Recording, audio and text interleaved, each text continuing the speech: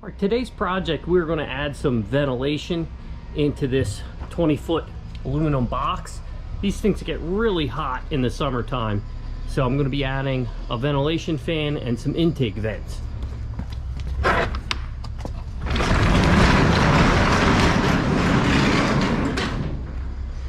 The vent that I picked out was from Vevor. It's a solar roof ventilation fan. It's actually looking pretty nice. I opened the box, took a look at the instructions. This fan will run off of the solar panel, and then it also has a plug that you can plug in a extension cord and run it off of regular 120 volt power. So I'm going to get this thing unboxed and do some measuring and seeing where I have to cut the hole.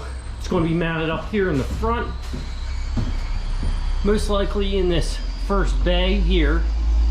And then I'm going to have to add intake vents down low in the front of the box to pull the cool air through and exhaust the hot air out the top.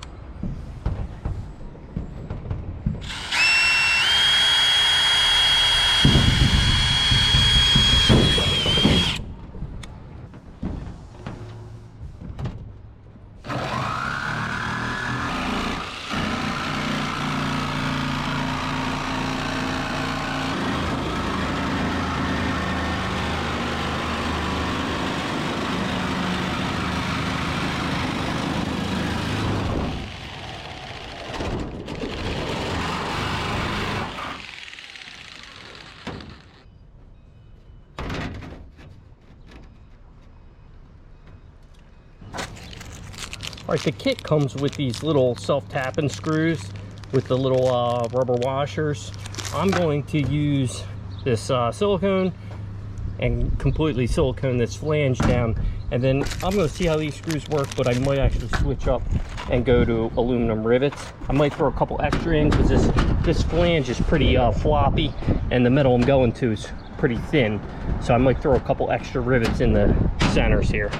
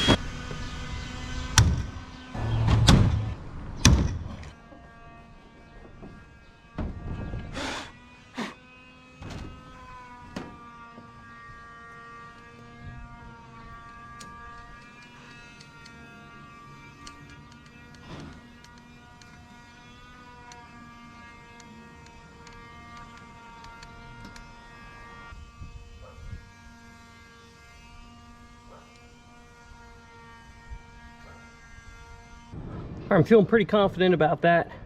Put a bunch of silicone under it, and a bunch of rivets to suck the aluminum and the flange together, and even put a dab of silicone on each rivet. Should keep the roof leak free.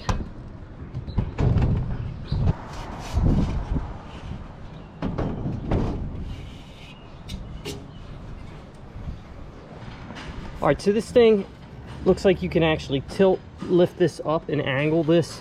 So I'm going to kind of set it up so that south is that way. So I'm going to see if I can get it with the most amount of sunlight.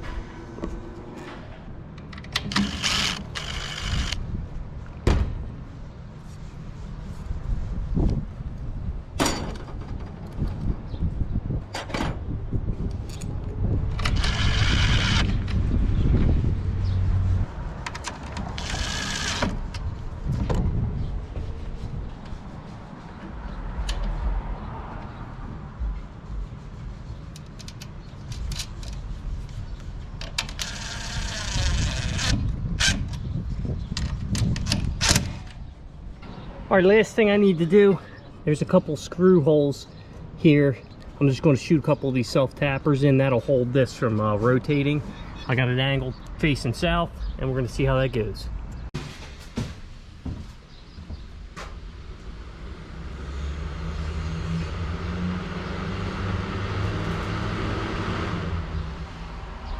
All right, I put the fan in. It came on automatically, but it's just starting and stopping. I don't know if that's the default setting. There is a remote with all kinds of settings on it and the power cord for if you want to plug it in. But I'm going to read the manual here and see how I can get it to program this thing with the remote.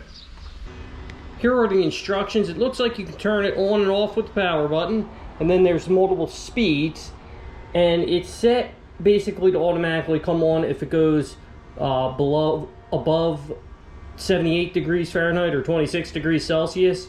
And then if you want to override and force the power on where the ambient temperature doesn't matter, you hit the sunlight button. It looks like you can also put it on for a set amount of time. So what I'm going to do next, I'm going to put it on the highest. I'm going to hit the highest setting here, and you'll hear a little beep. And then that's going to turn the fan on the max power. Then I'm just going to do a little bit of testing to see how much intake vent I need by varying the height of the door. I'm going to close the door down and see if the fan's drawing a vacuum, and then I'll lift it up a little bit and kind of get an idea of the square footage of intake vent I need. I'm going to suspect if on high, it's probably going to need like 2 square feet. So I'm thinking a vent on either side. So I'm going to do that little test quick, and then I'll report back when I pick up some vents. I just got back from the hardware store, and I have this louvered vent. This should keep bugs out and keep the rain out. So I'm actually on the inside. I cut out a piece of this plywood. I didn't want to get into this metal down low in case dragging, stuff in and out. I don't want to hit the back of the vent. So I came up keeping it as low as possible to draw the hopefully cool air from down low and suck it out the vent up top. So I've located on the inside, I drilled 2 little pilot holes through at the correct length off of these rivets.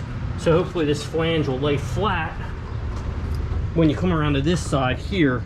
I wanted to kind of keep it as far over as I could from these rivets so that the rim of this should be clearanced of the rivets. So next I'm going to transpose a couple lines. It's a little tight in here in between a wall and the box, but I'm going to basically just draw a line from here to here. Then I'll come over my 12 inches and down and cut a hole.